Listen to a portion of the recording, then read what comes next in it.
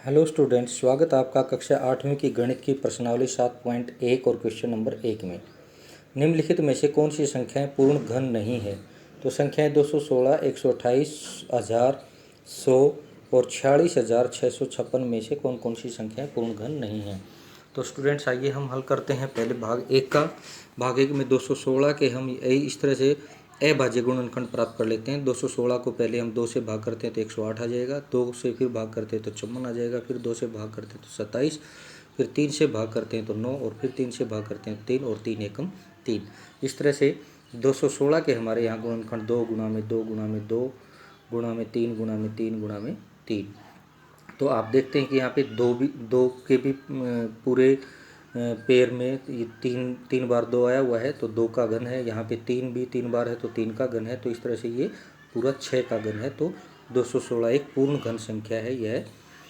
तो 216 पूर्ण घन संख्या है। इसी के साथ हम एक भाग 2 में 128 के गुणनखंड करते हैं। 128 को हम 2 से भाग करते हैं यहाँ पे तो 64 आ जाता है।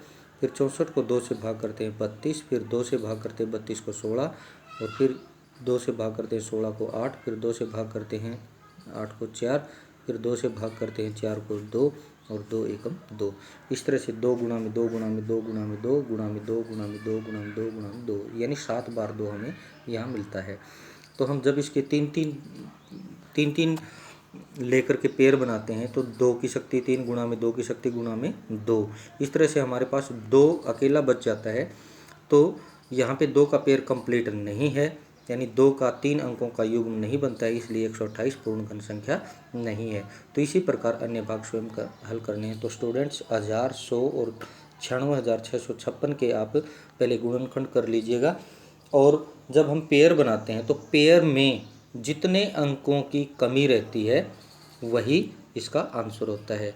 तो इस तरह से आप इसको हल कर लीजिएगा। अब क्वेश्चन नंबर 2 में है वह सबसे छोटी संख्या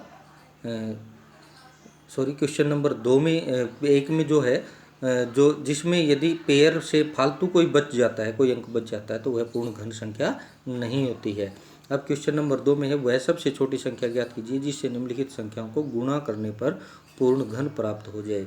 243 है, इसको हम कौन सी सबसे छोटी संख्या से गुणा करें कि 243 को उस संख्या से गुणा करने पर पूर्ण घन बन जाए। इसी तरह से 256, 72, 675 और 100। तो यहाँ पे हम भाग 1 है 243 के हम गुणनखंड कर लेते हैं। 243 के अभाज्य गुणनखंड करेंगे तो सबसे पहले 3 से भाग करते हैं 81 आ जाता है, फिर 3 से भाग करते हैं 27 आ जाता है, फिर 3 से भाग करते हैं 9 आ जाता है, फिर 3 से भाग करते हैं 3 आता है, फिर 3 एकम 3 हो जाता है। तो इस तरह से हमारे पास जो गुणनखंड होंगे 243 के 5 बार 3 आएगा। यहाँ पर 3 बार 3 का एक पेयर बन जाएगा। हमारे पास 2 बार 3 बचता है। तो जो दूसरा पेयर बनता है 3 का उसमें एक 3 की कमी है, इसलिए जिसकी कमी है यानी 3 की कमी है तो 3 से संख्या 243 को गुणा करने पर संख्या पूर्ण घन बन जाती है। तो इस तरह से स्टूडेंट्स अन्य सभी भाग हैं वो आप हल कर लीजिएगा। पेयर में जिसकी कमी बचती हो उससे हम गुणा कर दें तो वह संख्या पूर्ण घन बन जाती है। तो स्टूडेंट्स उम्मीद करता हूँ आपको वीडियो पसंद आया होगा। अगर अभी तक आपने मेरा यूट्यूब चैनल सब्सक्राइब नहीं किया है तो इसे सब्सक्राइब कर लीजिएगा। वीडियो को लाइक कीजिएगा, अपने फ्रेंड्स के साथ शेयर कीजिएगा और बेल आइकन को प्रेस कर लीजिएगा ताकि आपको अगली वीडियो का नोटिफिकेशन मिलता रहे। Thank you and have a nice day.